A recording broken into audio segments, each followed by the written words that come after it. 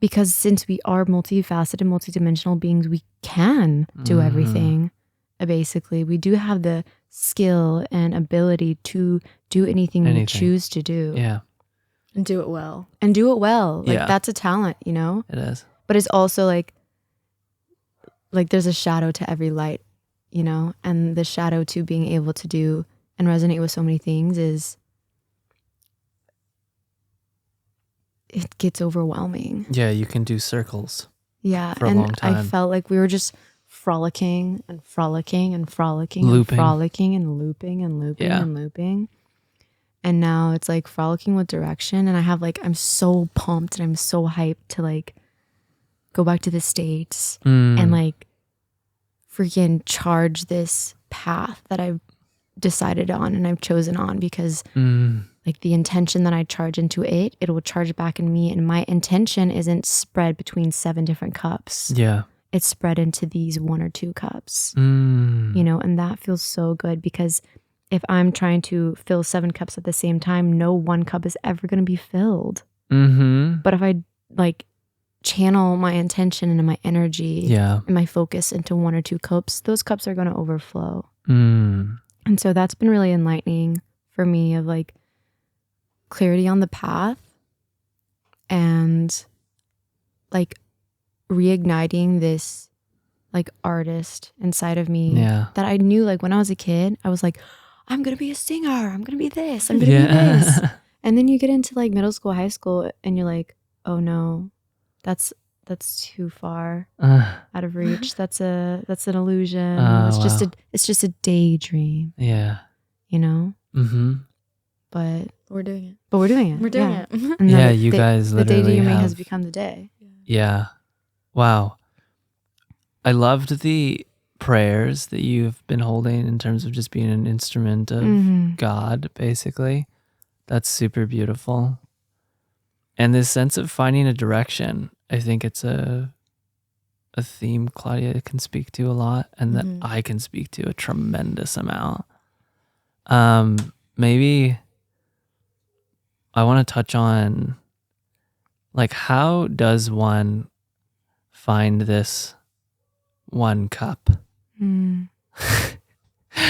Because I think maybe it is just a process of frolicking and dabbling and dipping your tongue into like 22 different cups and feeling like, it doesn't really taste that good. Meh. And along the way, you're like burning tens of thousands of dollars and like years maybe of your life. Totally. And if you have a high degree of awareness, like Claudia, like, and both of you have, but Claudia in particular also, where like, it's just this sense of like, wait, I know that I'm in this. What is going on? And then coming to peace, knowing that, no, you're like on the path, with the awareness of being on the path of finding that 1 cup. And in that comes a sort of dichotomy of like, but why can't I find it now? Yeah, and that's been the journey, like the last month being here, and that realization that we had about frolicking with direction, and like choosing the path, and speaking to your mic a little bit more, and feeling like I have chosen the path, but also being in this kind of like in between of both worlds. And just feeling this kind of void feeling of, well, I've been doing this for so long. I've been frolicking with no direction for so long, dipping my toes into so many different things, and not really feeling like anything that I've been doing is like necessarily something I want to keep doing. And so there's a sense of, is there something wrong with me? Am I wasting time? Am I wasting time? I'm wasting like energy. I'm wasting money. Like, what is it? Like, is it me, or is it just because I'm frolicking like with no direction? But I think that it's so important to just, like experience life and experience all of these different things first, especially as manifesting generators, where it's like everything we touch, we're going to be like good at, not in an egotistical way, but like that's just how it is. Because when we put our intention and our energy into something, it's just going to work out, you know, because we do it with so much care and like love. We infuse love into everything that we do. Yeah. And so, I think it's just a process of life and just being a student of life to figure out like, okay, like what really does feel the best in my beingness. And having patience. Yeah, and having patience with that. Yeah. Because it takes time. And it's so easy to just like pick one thing and then like, oh, it's the wrong thing though. Yeah.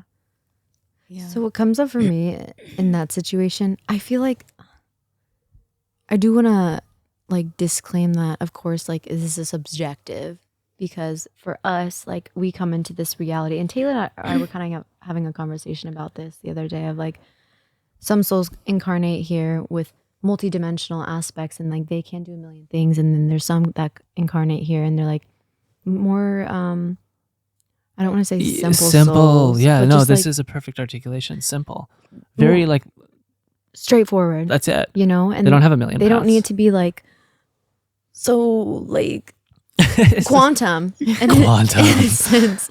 We're such And quantum so- beings. And so I think for some people, it is easier for their human to just like choose that one thing. But for us, and for probably people listening, they're not that. They are quantum, multidimensional, like faceted beings who have so many hats or who have so many skills and can do so many things.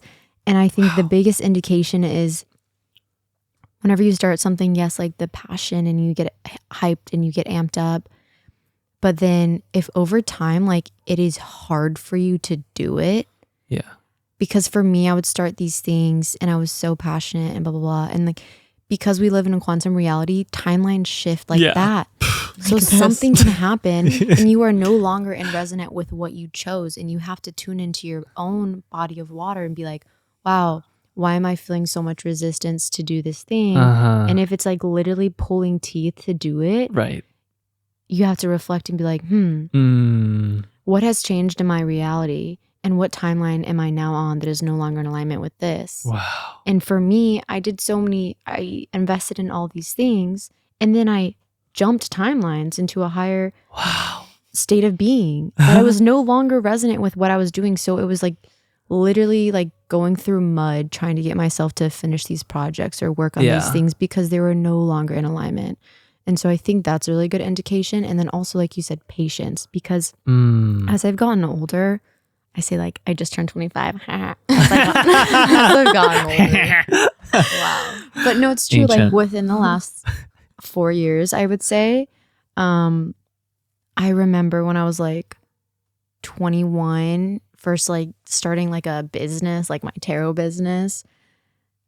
I thought that was it. And now I'm looking back on that person I was, and like everything that I've tried in between then and now, like I had to, in a sense. Yeah. Like I had to try on the hat.